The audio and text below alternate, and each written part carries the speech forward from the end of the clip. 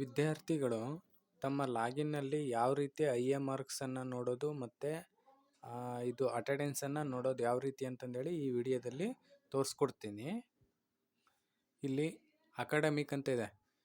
First year ಎಲ್ಲ course registration ಮಾಡಿದ್ರಲ್ಲ, academic ಹೋಗಿ ಅಕಾಡೆಮಿಕ್ ಅನ್ನೋ ಆಪ್ಷನ್ ಇದೆ, ಇಲ್ಲಿ ಹೋಗಿ ಕೋರ್ಸ್ ರಿಜಿಸ್ಟ್ರೇಷನ್ ಅಂತ ತಗೋಬೇಕು. ನೆಕ್ಸ್ಟ್ ಕೋರ್ಸ್ ರಿಜಿಸ್ಟ್ರೇಷನ್, ಇದು ಪ್ರತಿಯೊಂದು ಕ್ಲಾಸಿಗೂ ಅನ್ವಯಿಸುತ್ತೆ. First year, second year, final year, any degree ಪ್ರತಿಯೊಬ್ಬರಿಗೂ ಅನ್ವಯಿಸುತ್ತೆ. ಯಾವ ರೀತಿ ನಾವು ಇಂಟರ್ನಲ್ ಮಾರ್ಕ್ಸನ್ನು ನೋಡೋದು ಮತ್ತು ಅಟೆಂಡೆನ್ಸನ್ನು ನೋಡ್ಬೋದು ಅಂತಂದೇಳಿ. ಓಕೆನಾ. ಕೋರ್ಸ್ ರಿಜಿಸ್ಟ್ರೇಷನ್ ಮೇಲೆ ಕ್ಲಿಕ್ ಮಾಡಿ.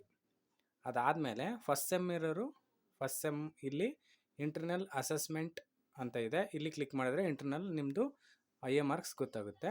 ಅದೇ ರೀತಿ ಅಟೆಂಡೆನ್ಸ್ ನೋಡಬೇಕು ಅಂತಂದರೆ ಯಾವ ಸಬ್ಜೆಕ್ಟಲ್ಲಿ ಎಷ್ಟೆಷ್ಟು ಕೊಟ್ಟಿದ್ದಾರೆ ಅಂತಂದೇಳಿ ವ್ಯೂ ಅಟೆಂಡೆನ್ಸ್ ಅಂತ ನೋಡ್ಬೋದು. ಅದೇ ರೀತಿ ಸೆಕೆಂಡ್ ಇಯರು ಥರ್ಡ್ ಸೆಮ್ ಅಂತ ತೋರಿಸ್ತಾ ಇದೆ. ಇದೇ ರೀತಿಯಾಗಿ ಫೈನಲ್ ಇಯರಿಗೂ ಕೂಡ ಫಿಫ್ತ್ ಸೆಮ್ ತೋರಿಸುತ್ತೆ. ನೀವು ಯಾವ ಸೆಮ್ಮನ್ನು ಎಕ್ಸಾಮ್ ಫೀಸ್ ಕಟ್ಟಿ ನೀವು ಈ ಸಲ ಎಕ್ಸಾಮ್ ಬರಿತಾ ಇದ್ರಿ ಅಲ್ಲ, ಅದರದ್ದು ಇಂಟರ್ನಲ್ ಮಾರ್ಕ್ಸು ಮತ್ತು ಅಟೆಂಡೆನ್ಸ್ ಕೂಡ ತೋರಿಸುತ್ತೆ ಪ್ರತಿಯೊಬ್ಬರಿಗೂ. ಫೈನಲ್ ಇಯರ್ ಕೂಡ ನೋಡ್ಬೋದು. ಇಲ್ಲಿ ಫೈನಲ್ ಇಯರ್ಗೆ ಫಿಫ್ತ್ ಸೆಮ್ ಓಪನ್ ಆಗಿರುತ್ತೆ. ಓಕೆನಾ. ಇಲ್ಲಿ ನೆಕ್ಸ್ಟ್ ಏನಂತಂದರೆ, ಈಗ for example view internal assessment ಅಂತ ಇದೆ, ಅಂದರೆ ಇಂಟರ್ನಲ್ ಮಾರ್ಕ್ಸ್ ಚೆಕ್ ಮಾಡೋಣ ಎಷ್ಟು ಸಬ್ಜೆಕ್ಟ್ ಹಾಕಿದ್ದಾರೆ ಅಂತಂದೇಳಿ ಕ್ಲಿಕ್ ಮಾಡಿದೆ. ಇಲ್ಲಿ ಮ್ಯಾಕ್ಸಿಮಮ್ ಮಾರ್ಕ್ಸ್ ತೋರಿಸ್ತಾ ಇದೆ ಮತ್ತು ಮಾರ್ಕ್ಸ್ ಸ್ಕೋರ್ಡ್ ಅಂತ ತೋರಿಸ್ತಾ, ಅಂದರೆ ಮೀನ್ಸ್ ನಾವು ಎಷ್ಟು ಇಂಟರ್ನಲ್ ತೊಗೊಂಡಿದ್ದೀವಿ ಅಂತಂದೇಳಿ ಇಲ್ಲಿ ತೋರಿಸುತ್ತೆ. ಓಕೆನಾ. ಟೋಟಲ್ ನೀವು 20ಕ್ಕೆ ಎಷ್ಟು ತೊಗೊಂಡಿದ್ದೀರಾ ಅಂತಂದೇಳಿ.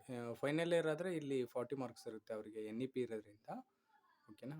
ನಿಮಗೆ ಈಗ ಫಸ್ಟ್ ಇಯರು ಮತ್ತು ಸೆಕೆಂಡ್ ಇಯರಿಗೆ SEP ಸಿಲೆಬಸ್ ಇರೋದ್ರಿಂದ ನಿಮಗೆ 20 ಮಾರ್ಕ್ಸ್ ತೋರಿಸುತ್ತೆ ಮ್ಯಾಕ್ಸಿಮಮ್ ಮಾರ್ಕ್ಸ್.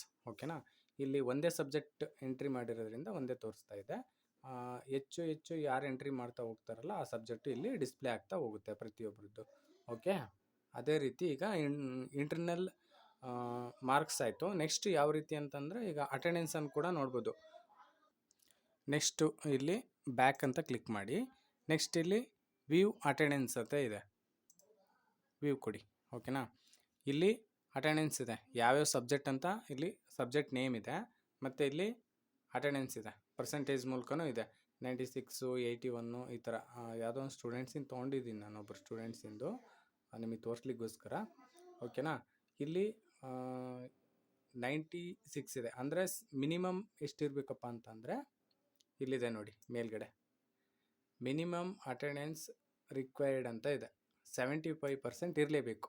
75%ಗಿಂತ ಒಂದು ಕಡಿಮೆ ಇದ್ದರೂ, ಮೀನ್ಸ್ 74 ಇದ್ದರೂ ಕೂಡ ನಿಮಗೆ ಹಾಲ್ ಟಿಕೆಟಲ್ಲಿ ಒಂದು ಸಬ್ಜೆಕ್ಟ್ ರಿಲೀಸ್ ಆಗೋಲ್ಲ. ಓಕೆನಾ. ಯಾವ ಸಬ್ಜೆಕ್ಟಲ್ಲಿ 75ಗಿಂತ ಕಡಿಮೆ ಇರುತ್ತೋ ಆ ಸಬ್ಜೆಕ್ಟು ನಿಮ್ಮ ಹಾಲ್ ಟಿಕೆಟಲ್ಲಿ ರಿಲೀಸ್ ಆಗೋಲ್ಲ. ಅದಕ್ಕೋಸ್ಕರ ನೀವು ಏನೇ ವೇರಿಯೇಷನ್ ಇದ್ದರೂ ಕೂಡ ನಿಮ್ಮ ಟೀಚರ್ಸನ್ನು ಅಥವಾ HODಗಳನ್ನು ಕಾಂಟ್ಯಾಕ್ಟ್ ಮಾಡಿ, ಎಲ್ಲಾದರೂ ಕಡಿಮೆ ಇತ್ತು ಅಂತಂದರೆ ಚೇಂಜಸ್ ಕೂಡ ಮಾಡ್ಕೋಬೋದು ಇನ್ ಟೈಮಲ್ಲೇ. ಓಕೆನಾ. ಮಿನಿಮಮ್ ಎಷ್ಟಿರಬೇಕು, 75% ಇರಲೇಬೇಕು. ಇಲ್ಲ ಅಂತಂದರೆ ನಿಮಗೆ ಸಬ್ಜೆಕ್ಟು ಎಕ್ಸಾಮ್ ಬರೀಲಿಕ್ಕೆ ಡಿಸ್ಪ್ಲೇ ಆಗೋದಿಲ್ಲ. ಒಂದು ಸಲ ಅವ್ರು ಎಂಟ್ರಿ ಮಾಡಿ ಅಪ್ರೂವಲ್ ಕೊಟ್ಟರೆ ನಿಮಗೆ ಯಾವುದೇ ರೀತಿ ಡಿಸ್ಪ್ಲೇ ಆಗೋದಿಲ್ಲ. ಓಕೆನಾ.